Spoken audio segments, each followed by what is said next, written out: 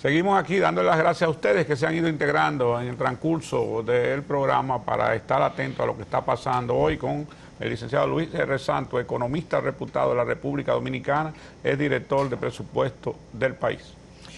Hablando con una persona que es experto en economía y experto en los asuntos de cómo se maneja el presupuesto nacional en República Dominicana, no hay un mecanismo que permita que el país se entere a dónde fue a parar el desembolso de 60.000 millones, que no se ve que hay dinero circulando en las calles, en las manos, en los bolsillos del ciudadano ni de la ciudadana. Sí, claro que hay mecanismos y eventualmente se va a saber, porque de hecho la Superintendencia de Bancos reporta con cierta periodicidad los estados financieros de cada uno de los bancos, y obviamente ya es una labor de expertos, pero ahí usted va a ver las obligaciones que tienen cada uno de los bancos que operan en el país con el Banco Central. Y si uno mide el incremento en las obligaciones que tienen cada una de esas entidades a partir del 1 de junio con el Banco Central, va a ser muy fácil saber qué le tocó a cada una de ellos. Y ya posteriormente uno podría examinar ahí mismo, en esa misma información, la cartera de ese banco o los activos de ese banco, cómo evolucionaron. O sea, a dónde fue destinado. Si fue destinado, como ustedes decían, a hacer tesorería no es más que comprar instrumentos de deuda, sea del Banco Central, del Ministerio de Hacienda o del sector privado o de los mismos bancos, hacer operaciones intrabancarias. Si esos recursos fueron destinados a eso o efectivamente fueron destinados a la cartera de préstamo, habría que ver si fue a la cartera de préstamo pública o a la cartera de préstamo privada, porque todo eso son opciones posibles. Lo que quiero decirle, respondiendo a su pregunta, es sí, es posible, pero es necesario que transcurra un poco de tiempo, que se publique esa información, que esté disponible para entonces uno poder hacer los análisis correspondientes y hacer de público conocimiento qué fue lo que pasó con el manejo de los 60.000 millones de pesos. Licenciado, hay veces que se dan las situaciones, por ejemplo, de que un tema tapa otro. ¿Hay alguna forma, hablando de la banca, hablando de lo que se está mencionando ahora sobre el tapete, hay alguna forma de que no se dé con esos datos, con ese paradero? No, es imposible, oye, método de eso, pero además, déjeme decirle esto. Pues estamos hablando de temas delicados, sí. Tampoco. No vamos a festinar estas cosas. Es la banca, es la banca. Estamos hablando de la banca del país. Así es. Y ahí hay, señores, entidades de mucha reputación. Claro. Y el mismo Banco Central, independientemente de que uno en este momento lo esté cuestionando, tampoco es una entidad que ha dado muestra de que históricamente, por lo menos lo que yo recuerde, puede haberse equivocado. Puede incurrir en error. De hecho, yo creo que incurrió en un error ahora. Estoy convencido de eso, de que incurrió en un error. Pero hay que tener mucho cuidado con jugar con la reputación de las instituciones. Pues las instituciones están ahí y las vamos a necesitar todos. Entonces, no hay forma, porque si hay un sector que es transparente en manejo de las estadísticas, es el sector monetario y financiero, precisamente porque vive de la reputación. O sea, el tema fiduciario de la confianza es un tema central de la banca, del Banco Central y de las entidades financieras.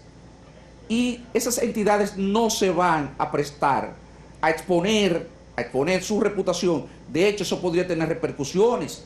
Este mismo debate que se está teniendo en términos de inversionistas internacionales que pueden tener, por ejemplo, colocaciones con ya sea instrumentos que hayan comprado instrumentos del propio Banco Central o de esas entidades, y que se estén preguntando qué fue lo que pasó en República Dominicana. Entonces hay que tener cuidado también con el manejo de estas cosas, porque dañar la reputación del sistema financiero, hay que manejar esas Pero cosas. se la están dañando ellos en estos momentos. Yo licenciado. creo que ellos, pero nosotros debemos de advertirle, invitar la atención de ellos, de que no prosigan por ese camino, porque precisamente se están haciendo un daño, pero el daño del sector financiero es un daño que lo sufre el país entero. Sí.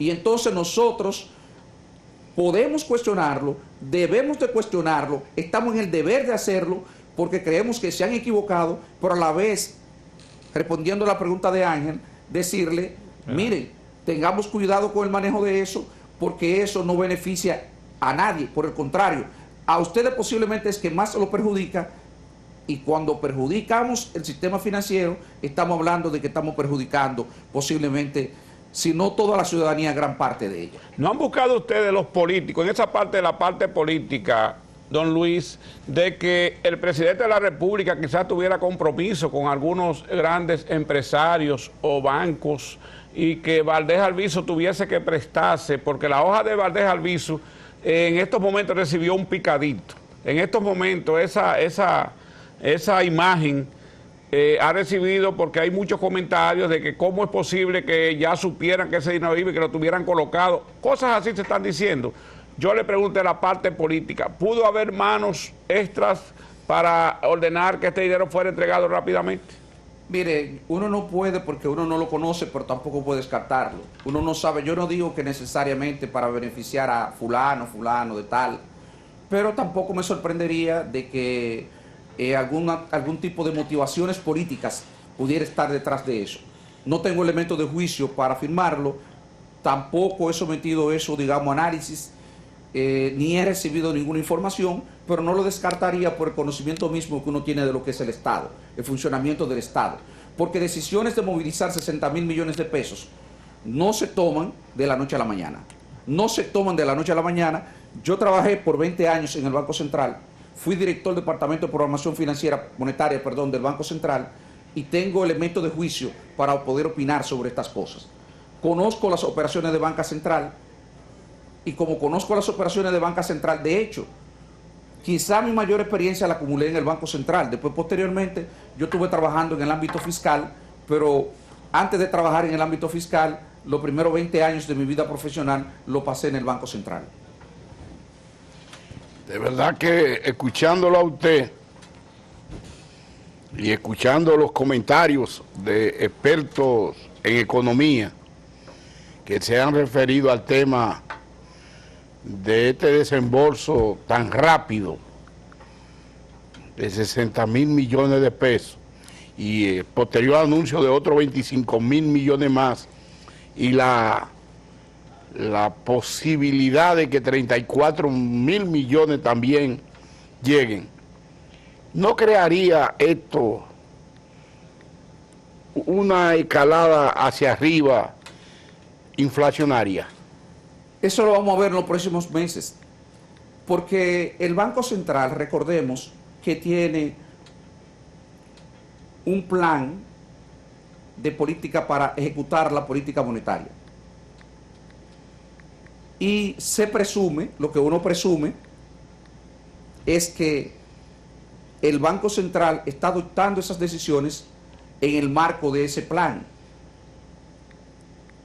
Que el Banco Central está viendo que los niveles de presiones inflacionarias ya se han atenuado lo suficiente y que la economía soporta esos niveles de liquidez, de que ellos están ahora mismo aportando a las actividades productivas del país. Entonces, por eso uno confía en que estas decisiones no provoquen un rebrote de la inflación, porque si fuera así, entonces verdaderamente sería un problema para el Banco Central. Recordemos que el primer objetivo del Banco Central es la estabilidad de precios, y lo primero entonces en garantizarnos a nosotros de que están ejecutando la política apropiada para mantener la estabilidad de precios que tanto esfuerzo nos costó, estas tasas de interés tan altas y estas situaciones de liquidez durante casi 2 años que ha vivido la economía del país. Entonces sería realmente un flaco servicio que las autoridades no estén tomando en consideración las presiones inflacionarias que podría crear ese aumento, digamos, imprevisto en términos de liquidez actualmente en la economía. Estamos hablando desde hace tiempo de la escasez, la carestía, el circulante. Sabemos cómo está el costo de la vida. No se ve mejoría, al contrario, como usted lo mencionaba, no tenemos un futuro claro. ¿Cuál es la posición? ¿Cómo ve usted actualmente el proceso inflacionario que está viviendo el país? Mire, hay cosas que... Y aquí hay que hablar de percepción y expectativas, que son dos conceptos en economía. Percepción y expectativa. ¿Qué está diciendo el Banco Central y qué es lo que las estadísticas del Banco Central están diciendo? Que hay una desaceleración de la economía, de hecho, de la inflación, perdón. El mes pasado, la inflación que reportó el Banco Central es que la inflación había sido negativa en aproximadamente 0.20%. Y uno, de manera persistente en la información que sirve el Banco Central, ha visto que ha habido un declive, si se quiere, con excepción creo que de 1 o 2 meses a principio de año, pero los últimos 3 meses ha habido una disminución persistente de los niveles de inflación mensual. Y eso ha hecho que la inflación acumulada enero-mayo de este año ande en el orden de apenas 1%.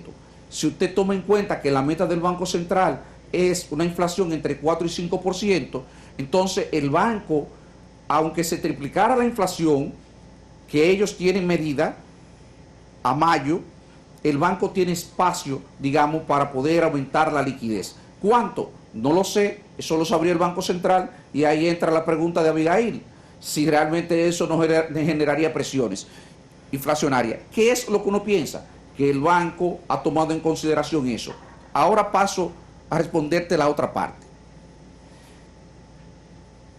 Cuando uno ve los medios de comunicación, uno ve una queja generalizada, sobre todo con los productos de consumo básico y los productos de ciclo corto. Estamos hablando de la berenjena, la yuca, los víveres en general. Hay una queja, y para segmento, por lo menos ese segmento de la población, su percepción es que la inflación no ha sido controlada. Y entonces ahí entramos en el campo de que eso ocurre frecuentemente en economía.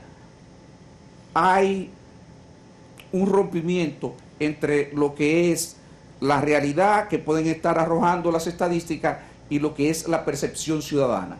Es una situación que la hemos vivido ya en momentos, por ejemplo, como la inseguridad ciudadana, el tema de la delincuencia. Las autoridades dicen que está disminuyendo. Obviamente, cuando uno ve en los medios de comunicación la cantidad de asaltos y de problemas que ocurren en la calle, en pleno centro de la ciudad, a pleno día, uno tiene dudas de si esas estadísticas están reflejando de una manera correcta la realidad. Y eso pasa también en este caso, en el caso de la inflación. Habrá que ver si con el tiempo tienden a converger lo que son las percepciones de la ciudadanía respecto a los precios con relación a lo que son las estadísticas que sirve el Banco Central. Licenciado, ya tocamos, bueno, tenemos una pausa. Cuando regresemos entonces estaremos tocando otros tópicos aquí en Al Detalle. Pausamos.